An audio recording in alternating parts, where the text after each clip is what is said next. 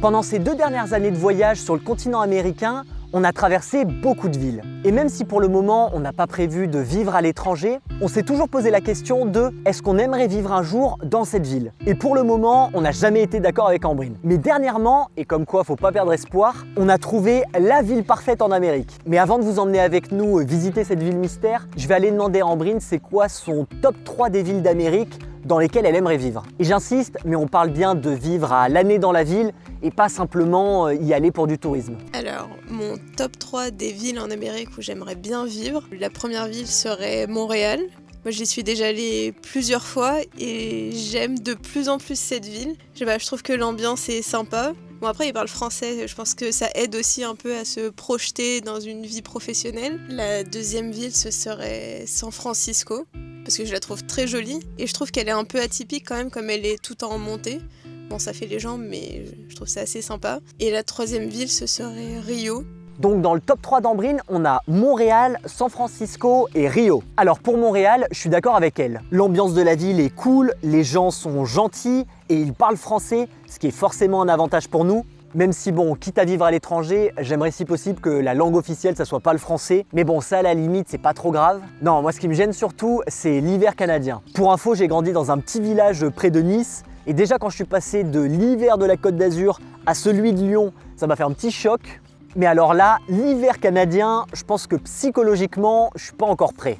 Donc Montréal pour le moment, je suis pas convaincu. À la limite, moi j'avais proposé à Ambrine Vancouver, car il fait moins froid et en plus il y a des montagnes autour pour faire du vélo, du ski. Donc ça pour le coup, moi ça me tente pas mal. Mais là c'est Ambrine qui avait pas trop aimé l'ambiance de la ville et qui du coup s'y voit pas y vivre. Ensuite concernant San Francisco, alors en réalité j'aimerais bien y vivre aussi. J'avais adoré l'ambiance de la ville, beaucoup de gens qui faisaient du sport, un climat pas trop froid au bord de l'océan. Mais bon, San Francisco, alors je me trompe peut-être, mais j'ai quand même l'impression que pour pouvoir y vivre et en profiter, il faut quand même gagner beaucoup d'argent. Et autant vous dire que youtubeur à notre niveau, on gagne pas grand chose. Donc si un jour on gagne plein d'argent, pourquoi pas essayer d'y vivre? Mais pour le moment, ça me paraît quand même assez difficile à envisager. Donc le Canada, on a dit non, les USA c'est trop cher, le Mexique et l'Amérique centrale, on s'y voit pas du tout y vivre. À la limite, il y avait peut-être Carthagène en Colombie, on avait vraiment adoré l'ambiance de la ville, mais de là y vivre à l'année, peut-être pas. Il nous reste donc Rio au Brésil, et là pour le coup, on est tous les deux tombés complètement amoureux de cette ville, et on se voit vraiment y vivre, et pour plein de raisons. Mais plutôt que de vous les dire comme ça face à la caméra, on va plutôt vous les montrer en vous emmenant une journée avec nous dans Rio et ses alentours. Bon allez, c'est parti, direction Rio. Donc aujourd'hui ça va être un peu la journée, on va faire 2 jours à Rio normalement. Là aujourd'hui je pense que ça va être la journée, on va dire point de vue. Parce qu'on va prendre un peu de hauteur, on devrait voir plein de beaux points de vue sur Rio et sur ses alentours. Et demain ce sera une journée plus favela et match de foot. Donc du coup, on ferme tout ça. Donc évidemment, dans une grande ville comme Rio, on laisse pas le van n'importe où. Donc là, on est dans un petit camping qui est un petit peu en extérieur, qui est un petit peu à l'extérieur de la ville. Je crois qu'on a 30 ou 40 minutes de route pour vraiment rejoindre le centre de Rio. Mais nous, là, la première chose qu'on veut aller voir, c'est vraiment à l'extérieur de Rio. Donc d'ailleurs, il faut qu'on prenne un Uber. On a 50 minutes de route pour aller faire cette petite randonnée. Et pour info, 50 minutes de route au Brésil. 50 minutes de route au Brésil, ça coûte à peu près un peu moins de 10 €, on va dire 8 €. Donc c'est quand même pas très cher. Donc c'est parti Ambrine, je vérifie que tout est bien fermé. Vraiment ça c'était bon.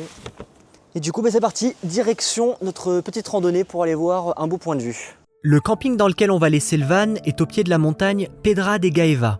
Alors ce n'est pas celle qu'on voit au premier plan, mais celle qui est juste derrière, et avec ses 844 mètres de haut, c'est la plus haute montagne de Rio. Et les images de drone que vous êtes en train de regarder illustrent parfaitement pourquoi cette ville est si incroyable. Au même endroit, on retrouve des montagnes, des plages paradisiaques et une ville moderne remplie de choses à découvrir. Mais avant d'aller visiter Rio, on va d'abord s'en éloigner un peu pour aller faire la randonnée de Pedra do Telegrafo, qui est très connue pour une raison assez particulière. Punaise, on a commencé la randonnée. Alors la randonnée est courte, hein. Elle dure, là on a une demi-heure de randonnée. En tout, je crois que c'est 45 minutes aller, 45 minutes. Donc c'est très court, hein, on va pas se plaindre. Mais par contre, punaise, mais rien que dans le village là, mais ça montait à pic. Je suis déjà en transe et je transpire. Mais bon, au moins on a commencé. Donc là on a encore une petite demi-heure pour arriver à ce point de vue. Ça a l'air très beau, il y a plein de plages autour là. En venant en voiture, on a vu des surfeurs. Là on sent qu'on est vraiment au Brésil, hein. Il y avait des surfeurs un peu de partout. Donc c'est très beau, mais là il faut continuer cette randonnée. Cette randonnée qui, qu'est-ce qu'elle monte quoi. Dès le début c'est vraiment, c'est à pic quoi. Donc c'est parti pour 45 minutes de montée non-stop, avec pour seul compagnon des singes dans les arbres qui nous observent et se demandent ce qu'on fait là. Bon, on n'est pas encore arrivé à l'endroit le plus connu, mais on a déjà trouvé ce petit point de vue. Regardez ça, on va aller sur son rocher là tranquillement. Et là, juste devant nous, on a une superbe vue sur la mer.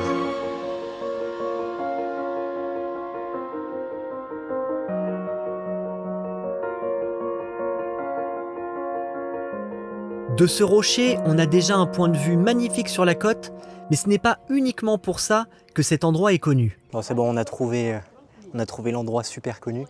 Et en fait, il est connu parce qu'il y a alors, la vue qui est magnifique. Et surtout, là, les gens, ce qu'ils sont en train d'essayer de faire, c'est de prendre une photo et de faire croire après que en dessous d'eux, il n'y a rien. Alors qu'en vrai, en dessous d'eux, il y a pas grand-chose. Mais il y a quelque chose que le mec il peut se mettre. En fait, si on veut, on peut se mettre debout et toucher le rocher sans problème. Et du coup, l'idée, c'est de prendre une photo et de faire croire qu'on est vraiment au-dessus du vide. Mais je crois que la madame a vraiment peur. Qu'est-ce que tu dis, Ambrine? Ça fait peur, il n'y a rien en dessous. Ah. Je vais aller voir s'il y a quelque Non, il y a quand même quelque chose en dessous. Bon, Ambrine n'est pas très rassurée non plus, elle va aller vérifier. Mais voilà, le mec il peut se mettre là. Et là, il va faire croire avec le petit photographe que nous aussi on va payer sûrement. Il va faire croire qu'il se pend.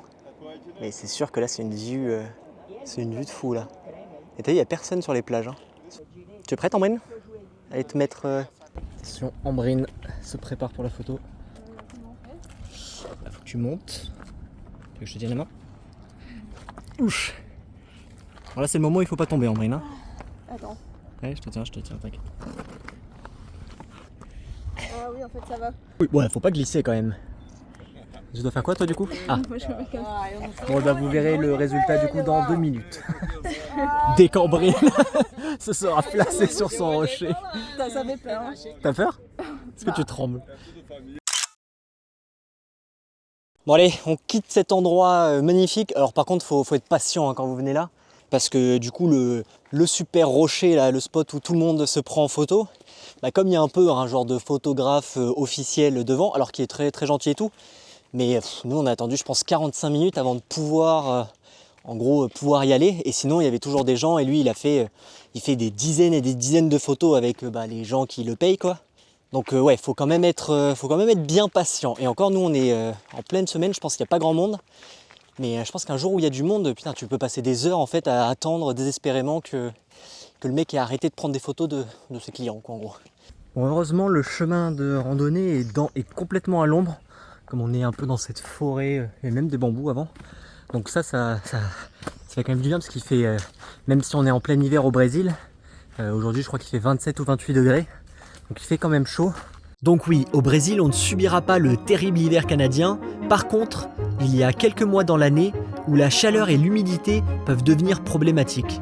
D'ailleurs, lors de notre premier séjour à Rio, qui s'était déroulé en plein été, on avait un peu souffert de la chaleur et sur le moment, je vous avoue qu'on était bien content de ne pas avoir à dormir dans le van, mais plutôt dans une chambre climatisée. Bon, c'est bon, on a fini la randonnée. La descente était vraiment plus facile que la montée. On allait très vite. Et là, on s'est arrêté dans un resto en bord de mer. C'est vraiment super beau, la vue est incroyable. Ça fait vraiment vacances. Pour le coup, c'est une journée vacances. C'est peut-être une des plus belles vues de resto qu'on ait eues. Alors normalement, ce qu'on a commandé, c'était des filets de poisson avec une sauce aux crevettes. Et apparemment, ça accompagnait de frites, de riz et je dirais une sauce ou une soupe. Donc ouais, on va essayer de manger tout ça et... Ah non, elles sont décortiquées, c'est bon. Ah, attends, on a eu peur.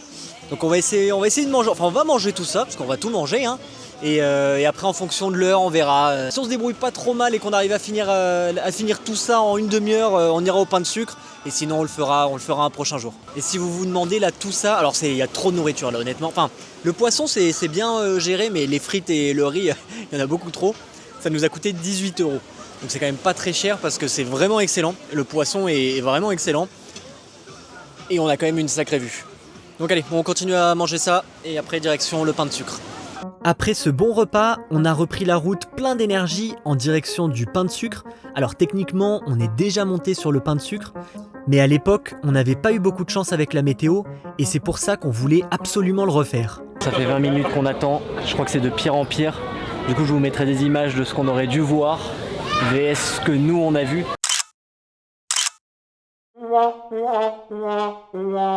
Par contre, l'autre attraction majeure de Rio qui se trouve en haut du Corcovado, ça pour le coup, on a décidé de pas y retourner, même si la vue depuis là-haut est incroyable.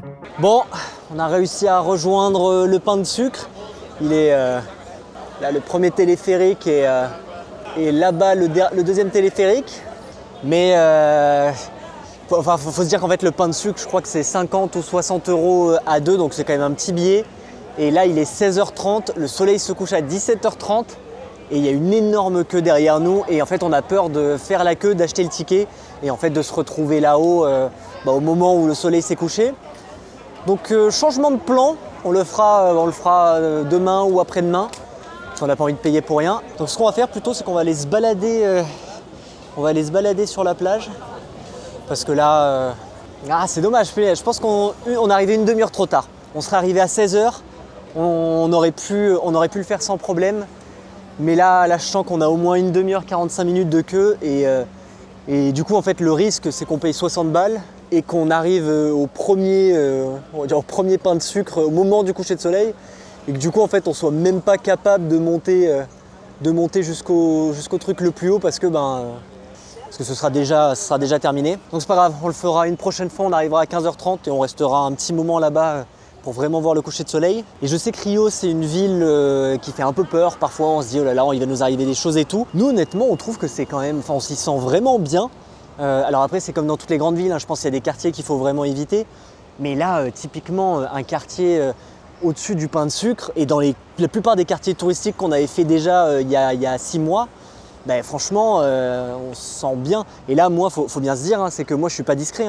Il y a Ambrine qui me filme en même temps. Et moi quand je parle à la caméra, j'ai quand même une caméra. Alors là ça va, j'ai pas mis le gros micro donc ça fait un peu plus discret.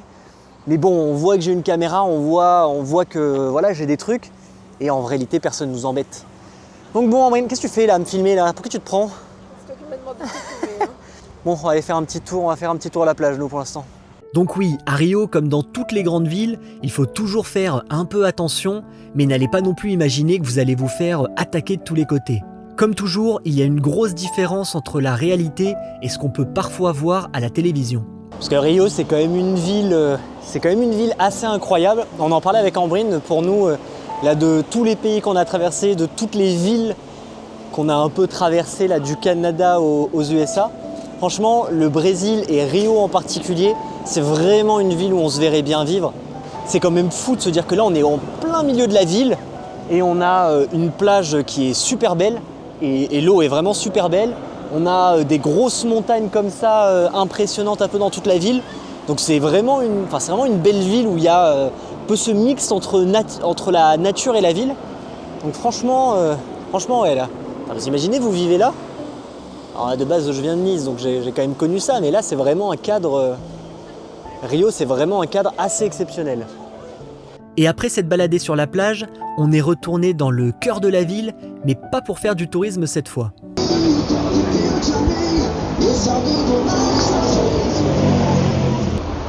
Bon, la nuit est tombée sur Rio, mais avant de rentrer dans notre petit camping, nous avons un dernier arrêt à faire. Il faut qu'on trouve un petit supermarché, parce que bon, évidemment, on n'a toujours pas trouvé de gaz, donc le frigo, on le fait avec des glaçons. Donc on va s'acheter notre petit paquet de glaçons là qui va nous tenir un petit peu plus de 24 heures. Oh là, il y a du monde qui va faire ses courses à cette heure là. Il faut déjà trouver nos cubos de gelo, nos petits cubes de glace. Ah. Ambrine, passion sopalin. Passion, il y a le petit bon. Et après avoir attendu bien 30 minutes pour trouver une caisse de libre, car oui, un samedi soir à Rio, il y a du monde, on est retourné dans notre camping pour retrouver notre petite maison sur roues. Dans la prochaine vidéo, on va vous montrer une autre partie de Rio, bien moins connue du grand public, et pourtant tellement incroyable à visiter. Alors non, je parle pas du stade de foot, mais bien de la plus grande favela de Rio. Mais ça, vous le verrez dans le prochain épisode. Merci d'avoir regardé et à la semaine prochaine.